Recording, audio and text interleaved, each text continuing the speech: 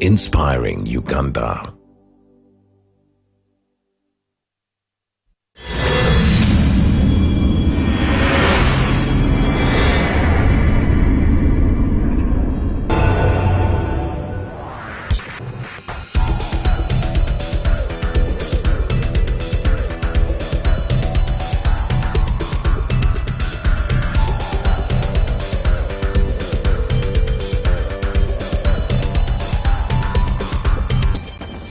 Qualified, professional, and compassionate doctors talking real solutions to real health problems.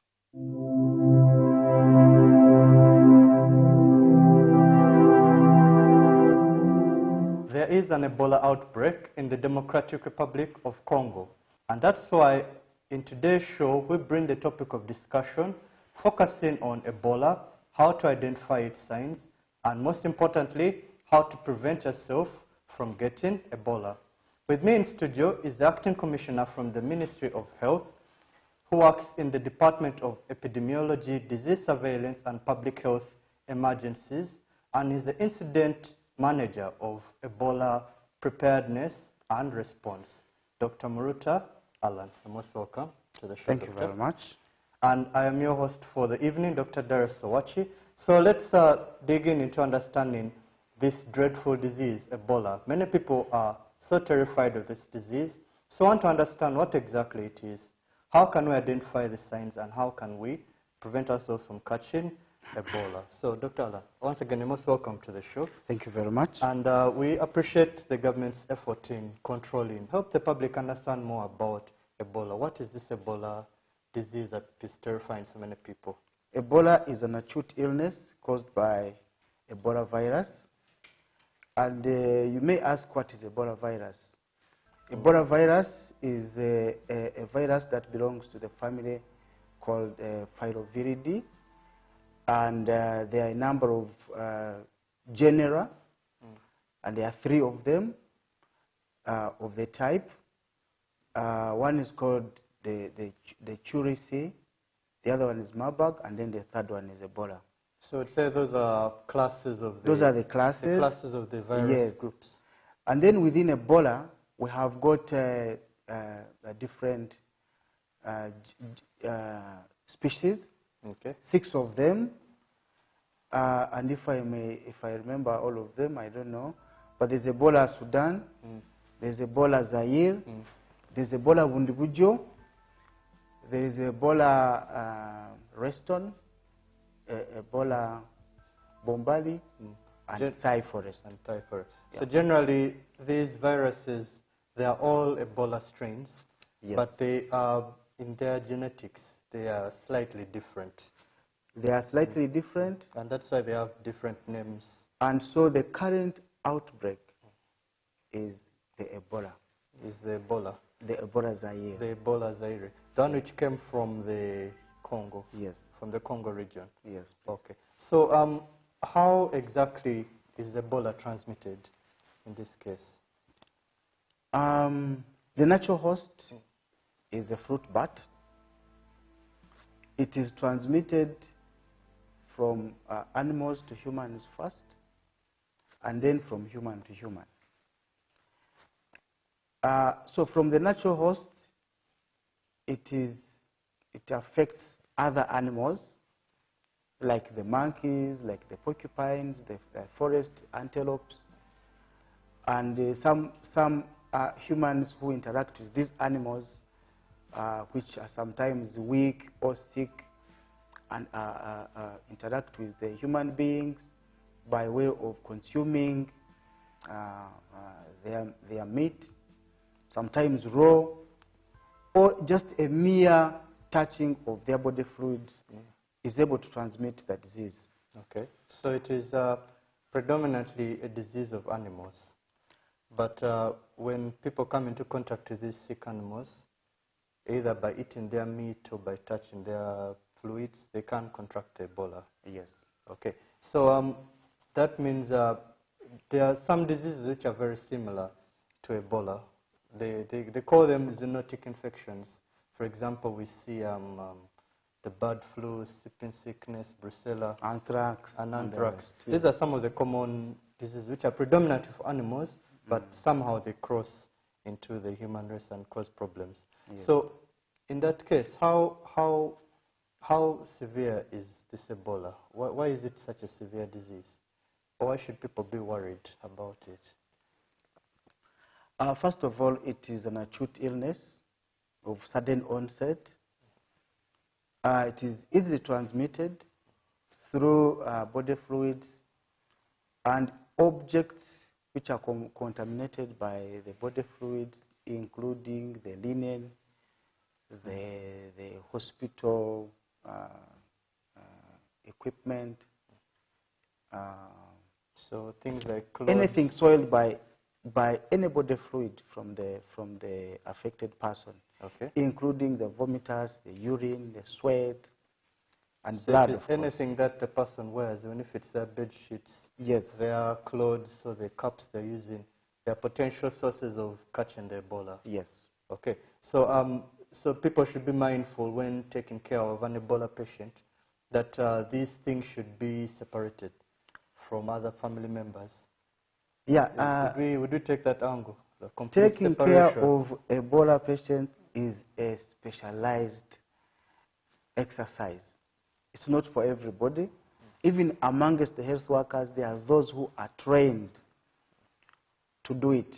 It's not for everybody, because it involves a rigorous procedure of infection prevention and control, and therefore whoever is going to take on the management of any viral hemorrhagic fever patient should be very well trained.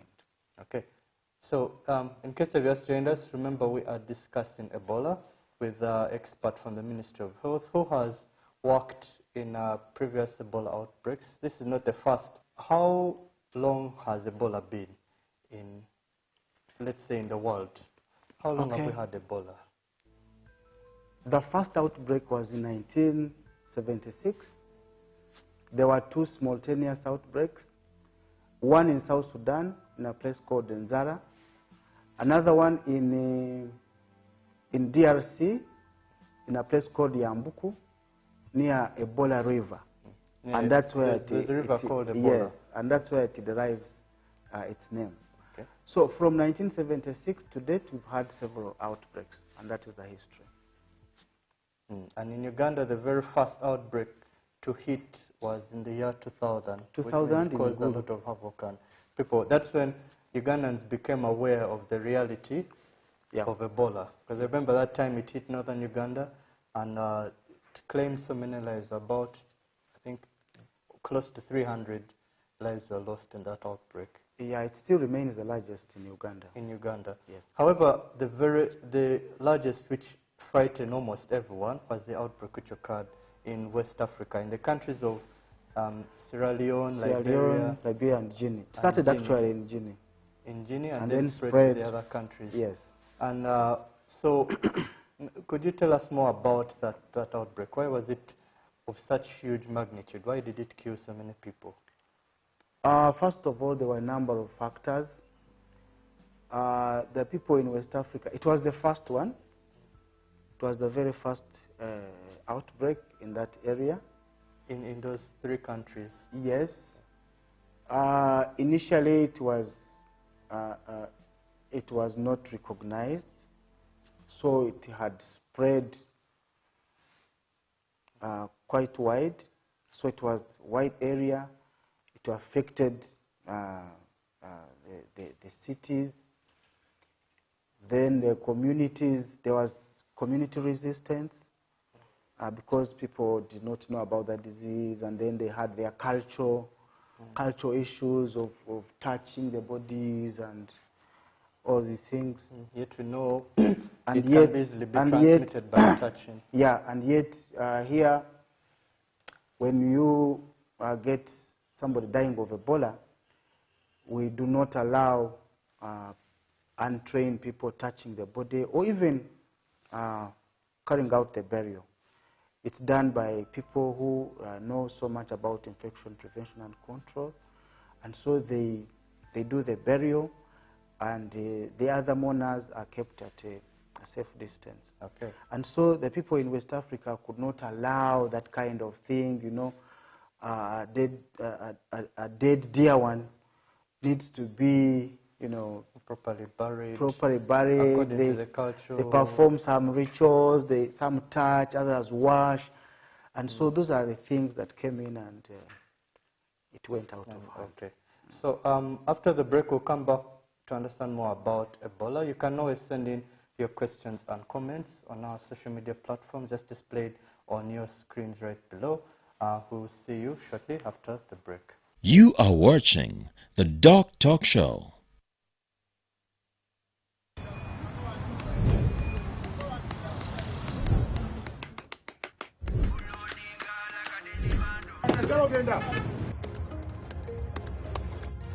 And that's it for today. Till the next episode.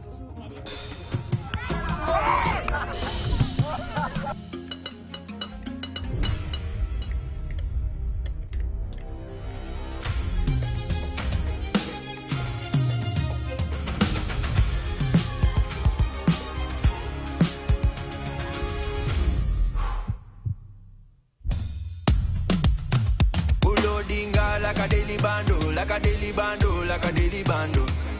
Omuliro nguwulira muli mumutima kukankana like drums. Kalakata, kalakata, enendungo ya kusabula. Mikono juu, free of fire, free of fire, free of fire.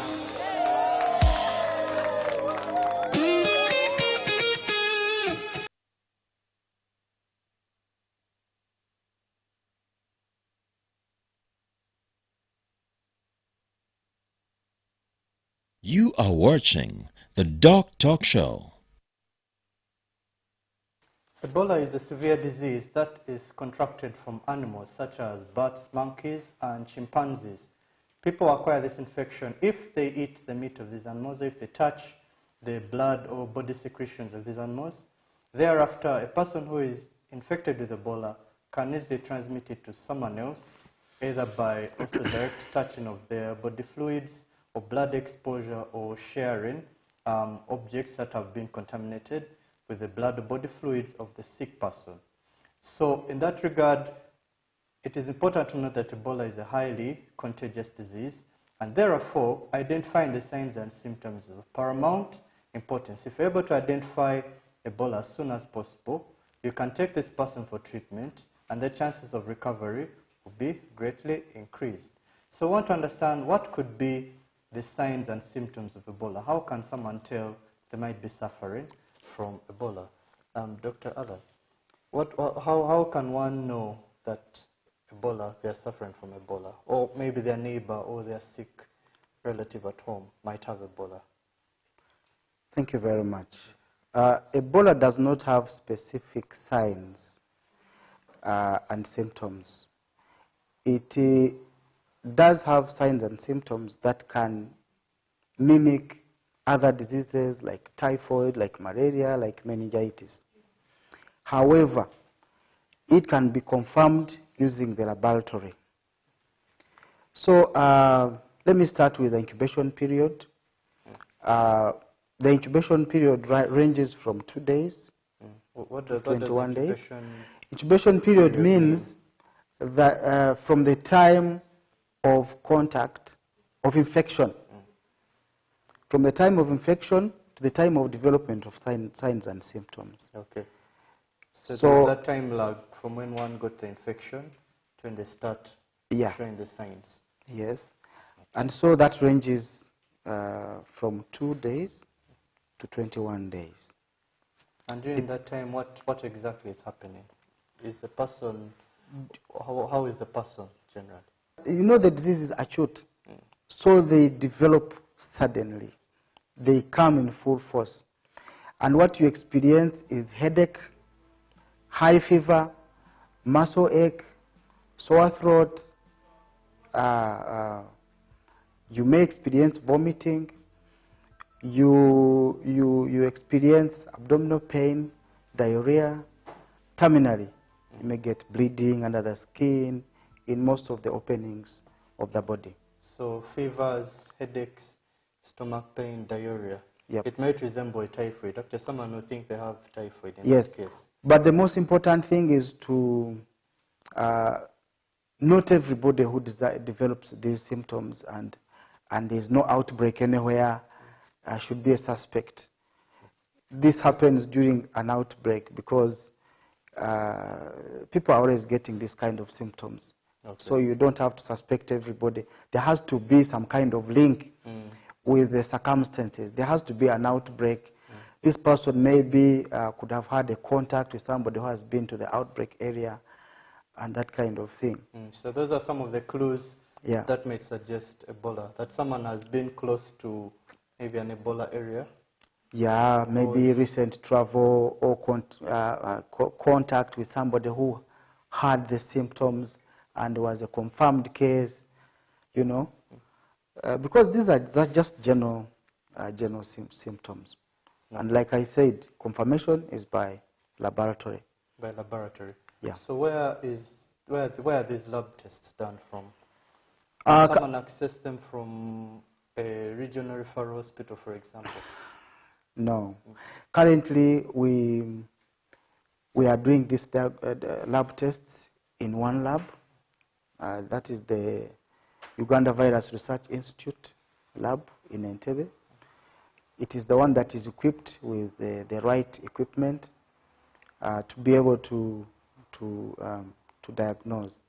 I would like to let the public know that diagnosis of most of these viral infections is not very easy, and it's not commonly available in so many facilities because diagnosing viruses is not easy.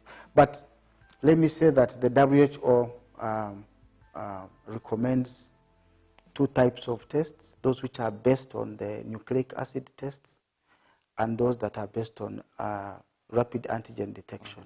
And these tests are available in the center in Entebbe? In the center in Entebbe, and now we've deployed some of the tests in the field to be able to reduce on the turnaround time. Okay, and to increase the chances of catching the Ebola disease, if there is? To be able to diagnose very fast and so that the patient is managed early enough to reduce on the outcome, to reduce on the mortality. So in hospital settings, I remember at the time when Ebola hit Uganda, many people were terrified of going to hospitals. If someone came and they were vomiting blood, you'd find everyone runs away from the patient. Yeah. Their biggest worry is that Ebola kills. So the question there, or they're probably wondering, is Ebola curable? Because we've heard from the news they've killed so many people in West Africa. Even in the DRC right now, about almost half the people are dying from the disease. So people are worried, is Ebola curable? Or yeah, I want to game over for the person if they get I want to say that Ebola, for now, does not have specific treatment. But some people have recovered from Ebola. Those who have been treated very early, the treatment we give is supportive. If somebody is dehydrated, we give IV fluids. If somebody is losing blood, we transfuse. However, currently they are like in the outbreak in DRC, and now even in Uganda we have approved some of the treatment which are still experimental. So some of the treatment therapies include drugs, include some blood products, and immunotherapies. Okay. And patients, just how many patients survive the disease? Well, it depends on the type of Ebola. The current one is quite, it's the most fatal. The one from Congo is severe. Is very fatal, and it has been reported that it kills 90% of most of the victims. However, the story is going to be quite different because now we have a lot of control measures, and in Uganda we really detect it very fast. Our teams are very vigilant, and so it's very easy to have people recover. Okay. So no definite cure for Ebola, but the treatment is mainly supportive. Yes. And depending on the strain, the type of Ebola, the number of people surviving may vary somewhere between 30 to probably 70% people surviving, depending on the type of the Ebola strain. Yeah. However, the current one is very fatal. It's one which caused the biggest outbreak in West Africa and killed very many people, over 11,000 people. So it's important we have to be vigilant against Ebola. We have to know how to identify it and what we should do to protect ourselves from getting Ebola. Because as you've heard, the treatment is not definitive. It's not like a malaria where you can take Coartem and then you're cured. These are viral infections, and most viral infections do not have a cure. So what's most important is to focus on the prevention, which we shall come shortly after the break. If you have any questions, you can send them on our social media platforms on Facebook, Twitter. You can also log onto our YouTube pages on the DOCtalk show. We're always happy to hear from you. Don't go away. You are watching the DOCtalk show.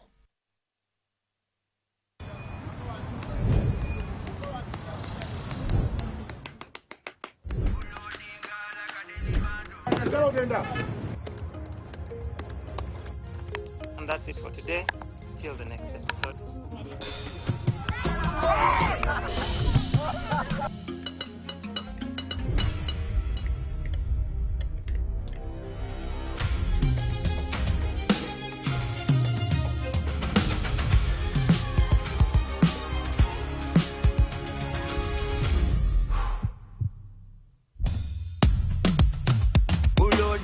Like a daily bando, like a daily bando, like a daily bando.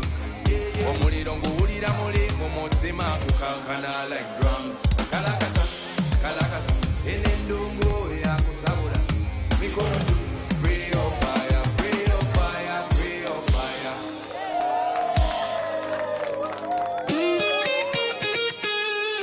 You are watching the DOCtalk show.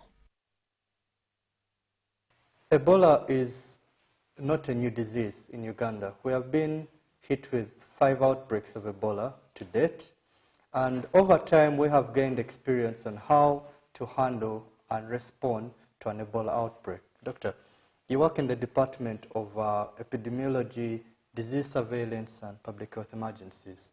How has the government been involved in preventing, controlling the outbreak of Ebola? Okay. So what we did, we went into what we call preparedness. And we started with a rapid assessment. We did a risk assessment to see what is the risk that we can get the disease spreading to this country.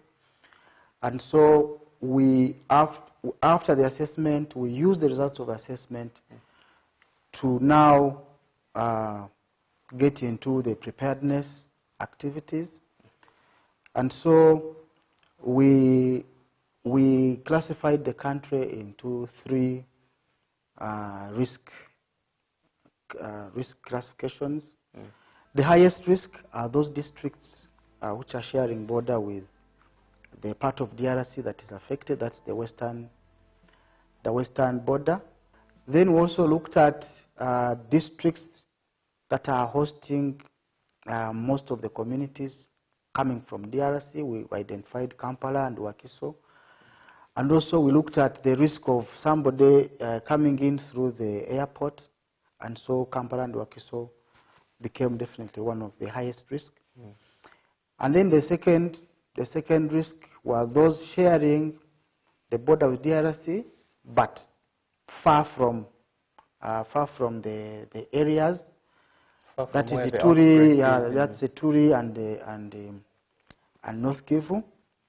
And so those are the West Nile districts and those the northern districts, West Nile and northern Uganda, because they share border also with South Sudan, which which makes it easier for. So that is the second category.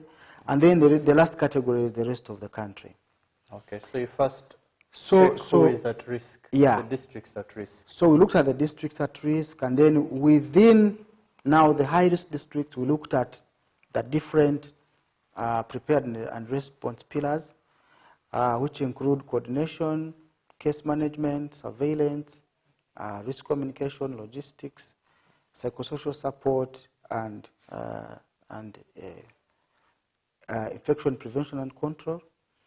So we looked at those pillars also and looked at how prepared we are as a country in those high-risk districts. So we identified a few areas where we felt that we need to strengthen. And so we went into full gear and made a preparedness plan.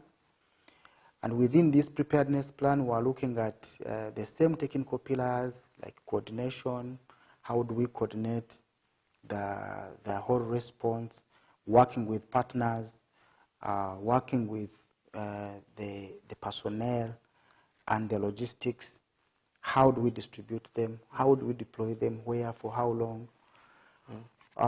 We built capacities of health workers, especially in case management.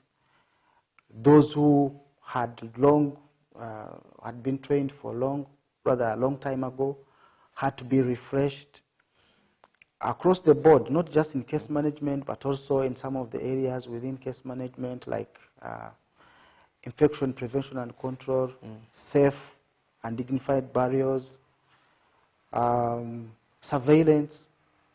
So there's a lot which goes into so we did a lot of trainings, we did a lot of pre-positioning logistics to make sure that there are specific Ebola logistics, things like protection materials for health workers, things like IPC, sundries and supplies.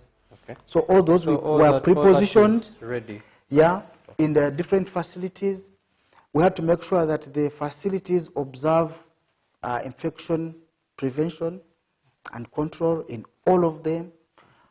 We had to make sure that we prepare the isolation facilities where we can isolate these people. And I speak now, we have a number of them in those districts, 9 of them. So why is it important to isolate? It is important to isolate. It's part of infection prevention and control. Because you cannot have somebody who is very infectious staying amongst the other patients. Okay. So we had to create isolation facilities in different districts to make sure that should there be an outbreak, we have somebody isolated here.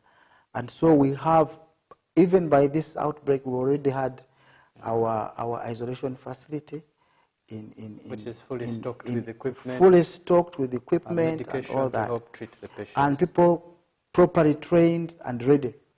Okay, that's a great thing. It's always encouraging to know the government always puts a lot of focus in protecting the health of the people. And that's why they've put in a lot of effort in preparing the country, in upgrading the hospitals, in providing equipment and facilities to ensure that Ebola is detected as quickly as possible and the outbreak is controlled. And I would like to add that we started off by screening at the border areas, the people who are crossing. We made sure that they are screened to make sure that those who are sick are evaluated further to make sure that it's not Ebola. We went ahead, we collaborated with the DRC officials, our counterparts, to make sure they share with us information of who is coming to cross. You need to note that the contacts are not supposed to be moving and crossing borders. By contacts, what do you Contacts mean? of the Ebola confirmed cases.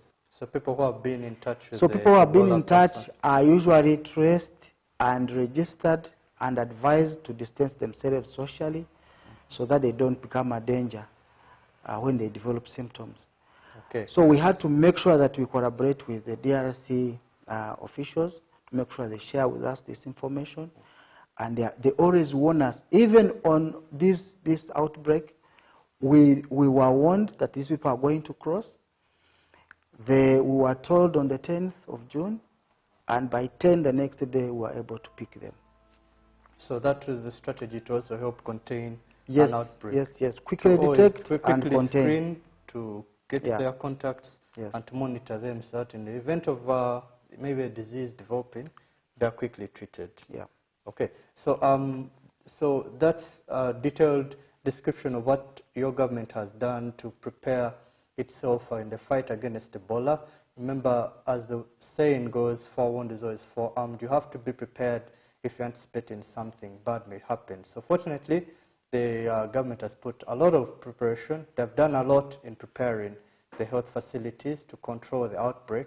And after the break, we shall now come to tell you more about prevention, because health education, again, is just one of the very big prevention strategies to help protect people against Ebola. So we'll tell you about prevention, how you can protect yourself from getting Ebola, and if in the event that someone close to you has Ebola, what should you do? Where should you seek help from? What exactly should you do? So don't go away.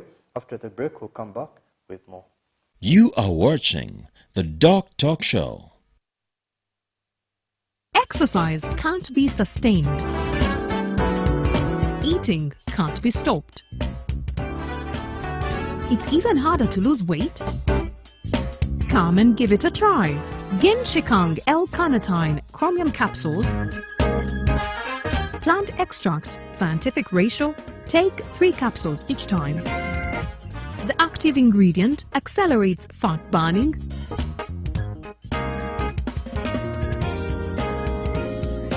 eat twice a day. Don't take a detour. Weight loss starts now.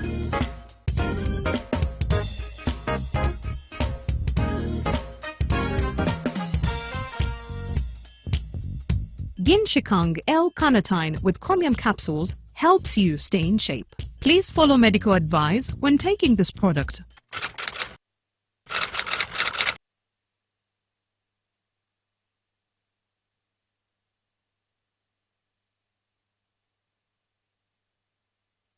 You are watching the DOCtalk show. Ebola is a very highly contagious, highly infectious disease that can kill. So it's always important to know how to prevent yourself, how to protect your loved ones from getting this deadly virus. So with me in the studio is an official from the Ministry of Health, works in the Department of Ebola Preparedness and Response, to tell us more about how we can protect ourselves from contracting Ebola. Dr. Allan, given the magnitude, the severity of Ebola, it's always important people are aware of it and they can protect themselves from getting the disease. How can they do that? Thank you very much, Doctor. It depends on the level and the environment. At home, if you suspect that somebody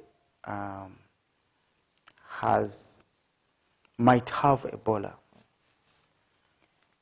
the best thing to do is to make sure that you don't get in touch with that person at close range. You don't touch anything else that this person has used. If you must use protective equipment, including gloves, face masks and goggles, to make sure that there's no chance for any spill into your eyes or on your skin. So not touching the patient.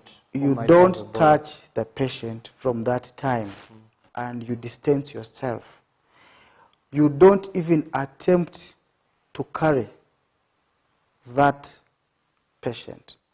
The best thing to do is to call our emergency operation center on a toll-free line, which I'm going to share, so that they, first of all, they advise you how to protect yourself, and they would quickly send a team that is coming home to help with the patient, evacuate the patient, because for them, they know, they are trained on how to protect themselves.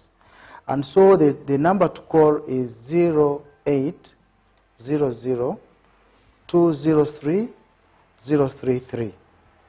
When you call this number, it goes to Emergency Operations Center.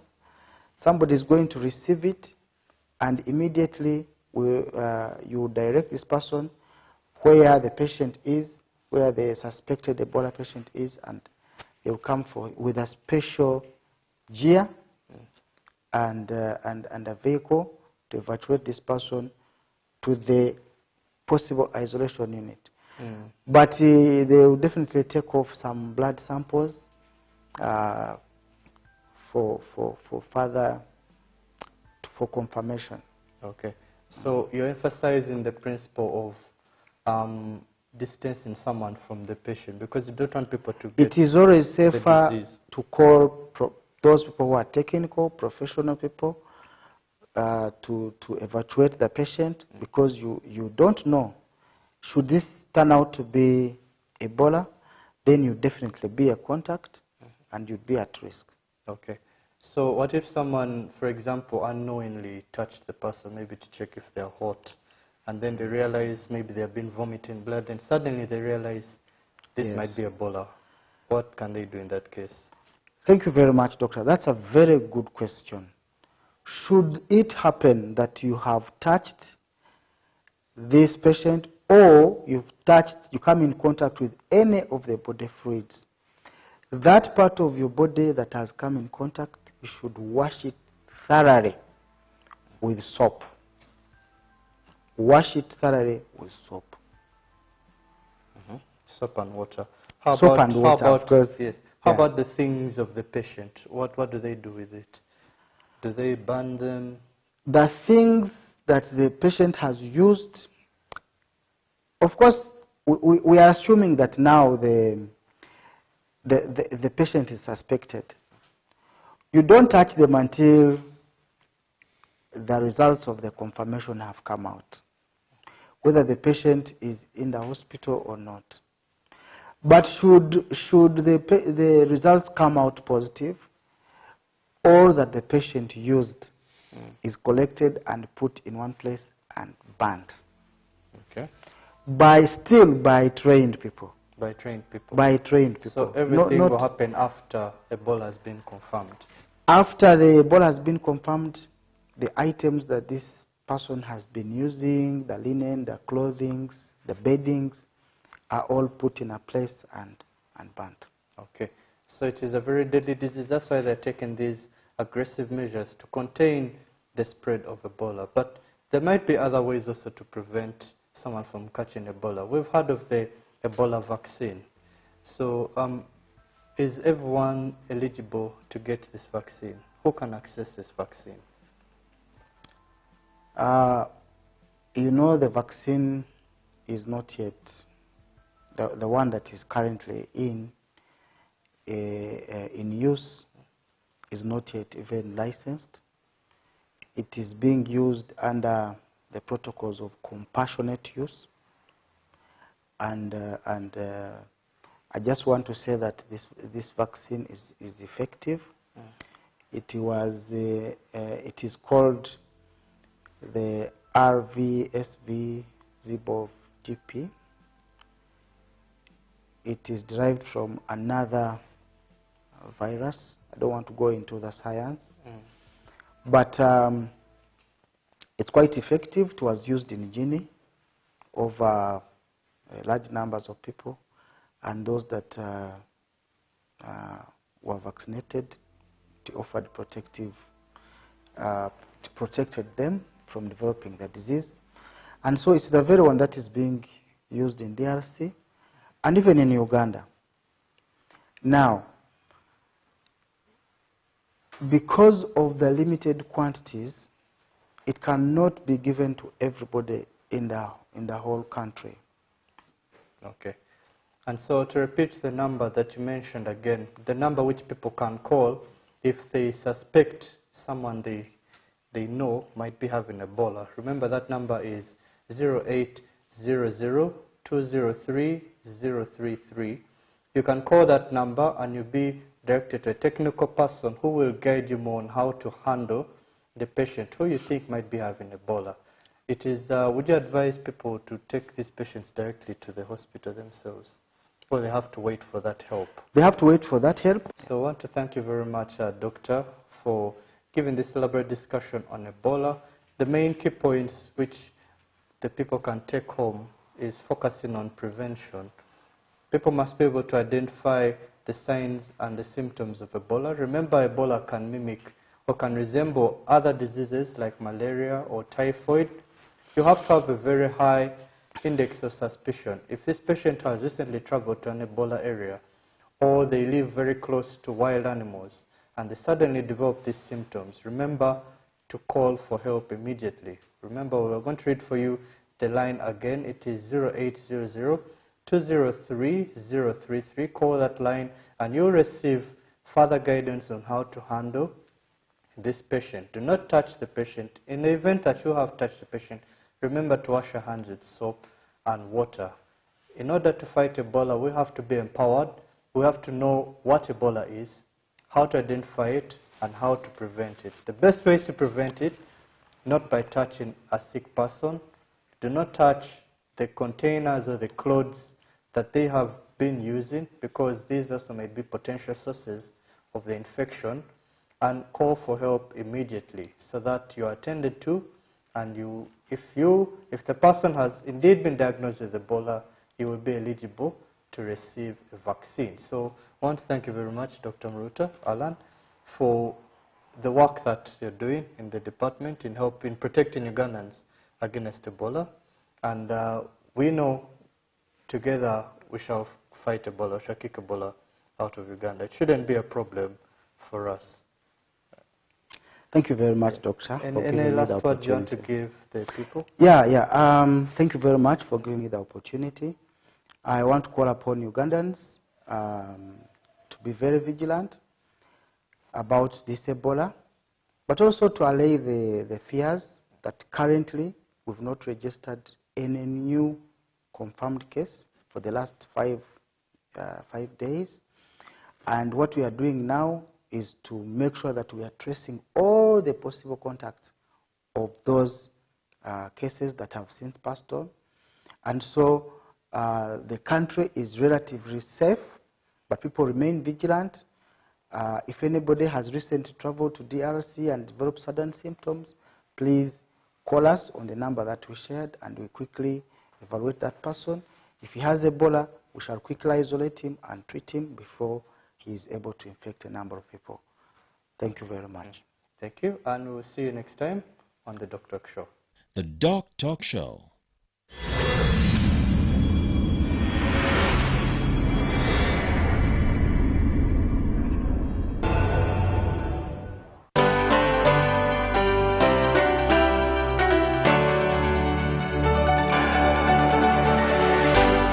UBC, inspiring Uganda.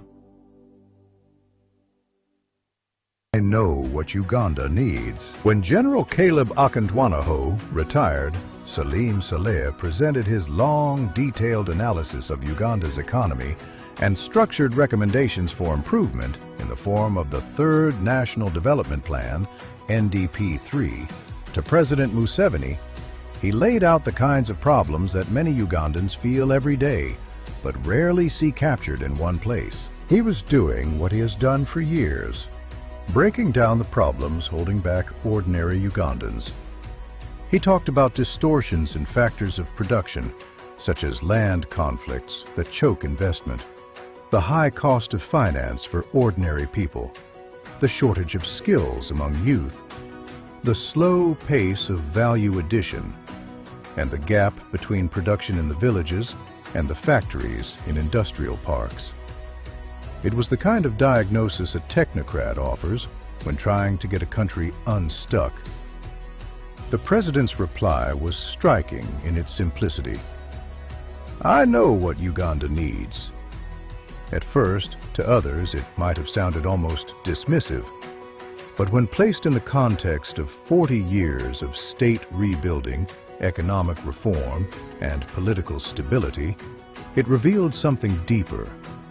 A belief that Uganda's path to transformation has been consistent, deliberate, and informed by lived experience rather than theory. His confidence is not based on guesswork. It's based on the journey already traveled. He always stresses that any serious revolutionary discussion about the economy of Uganda, or indeed much of Africa, should include the following questions. 1. What was the economy of Uganda like in 1900, at the dawn of colonialism? 2. What was the economy of Uganda like in 1962, at the sunset of colonialism? 3. How and what was the magnitude of the collapse of the Ugandan economy between 1971 and 1986? Idi Amin, Obote II, Okello. 4. What, therefore, was the economy of Uganda like in 1986? 5. What is the Ugandan economy like today, and why? Exercise can't be sustained. Eating can't be stopped. It's even harder to lose weight. Come and give it a try. Genshikang L-carnitine chromium capsules, plant extract, scientific ratio, take 3 capsules each time. The active ingredient accelerates fat burning,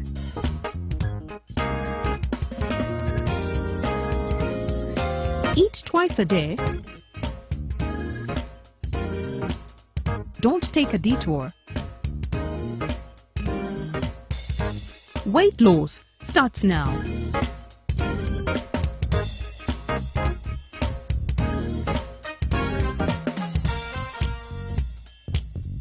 Genshikang L-carnitine with chromium capsules helps you stay in shape. Please follow medical advice when taking this product.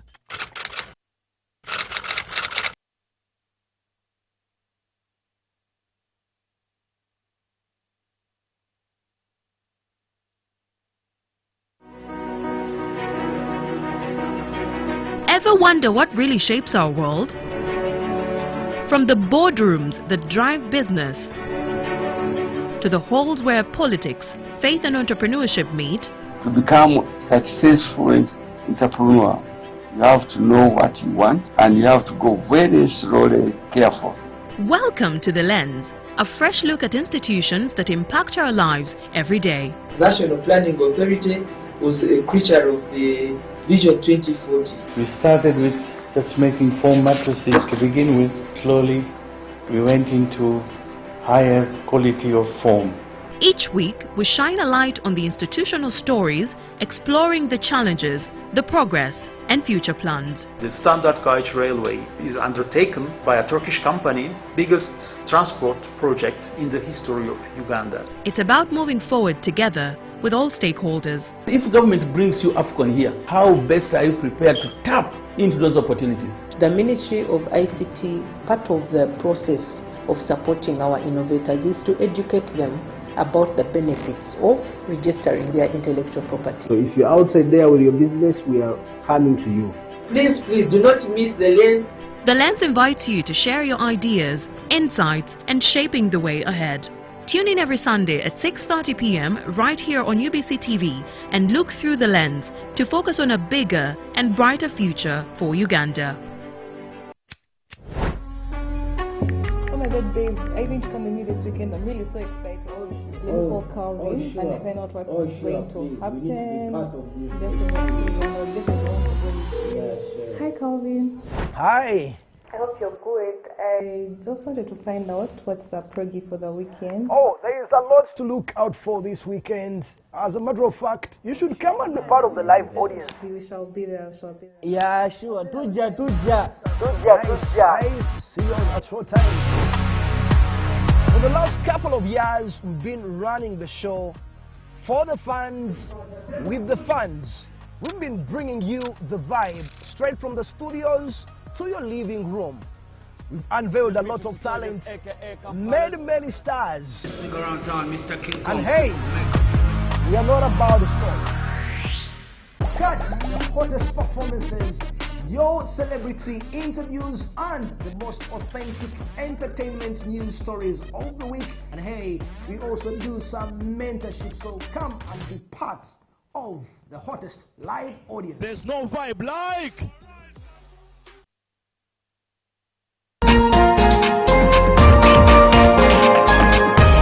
Dear UBC TV viewer, UPDF Legacy, a popular program previously airing on Sundays at 9 p.m. will now air every Thursday at 11 p.m. on UBC TV. The program delves into UPDF's transformation efforts, protection and service to the nation by showcasing the Army's contribution to national development and regional stability. Join us as we continue to explore the Uganda People's Defense Forces mandate of preserving and defending national sovereignty and territorial integrity of our motherland, Uganda.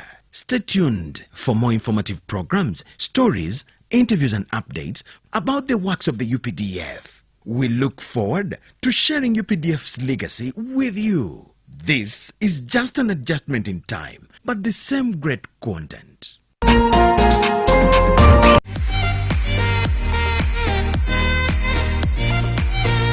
The stage is a world of entertainment.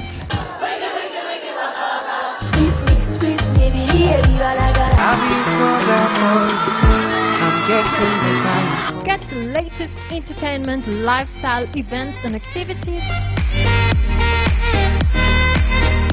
Chats with celebrities that make headlines. The girl Zari, Mama Tifa, I'm in town, I'm in Uganda. It's showbiz. Join me, Mary. I intend to connect you to a lot of fun. Cause I know you want it, you love it, you enjoy it. All on Powerful Level Magazine, reloaded for you right here on UBC. Don't miss out every Saturday, 12 p.m. Do you hear it? Do you see it? In Uganda, Tanzania. That's the sound of business in a developing economy. For UBC News, Charlotte Amuge in Kampala. Catch the weekly business roundup every Saturday at 8:30 p.m. only on UBC TV, inspiring Uganda.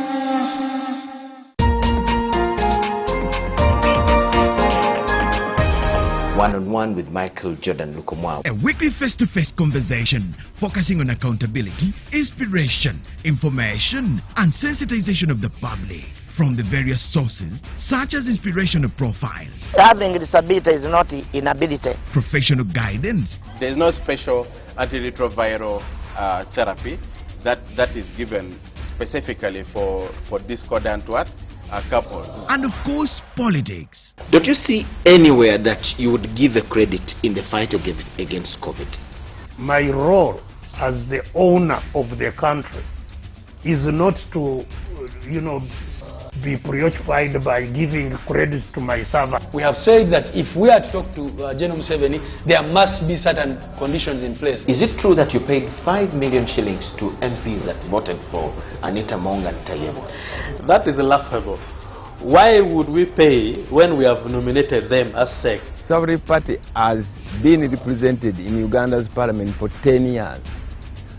We only by one MP, you yourself and my daughter, Susan.